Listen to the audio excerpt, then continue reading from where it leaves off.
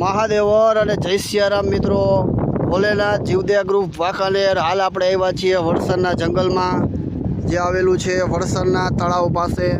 મિત્રો આપ જોઈ શકો છો કે આપણે આ પક્ષીઓ માટે પાણીના કુંડા ભર્યા છે. આ મિક્સ ચણાની ચોકી ભરી છે, જેની અંદર આપણે ચોખા છે, બાજરો છે, જાર છે, ઘઉં છે, ચણાની મોરી દાળ છે. મિત્રો ભોલેનાથ જીવદયા ગ્રુપ વાંકાનેર તો આ 3 વર્ષથી આ વડસરના જંગલની અંદર સેવા કાર્ય પ્રવૃત્તિ કરે જ છે.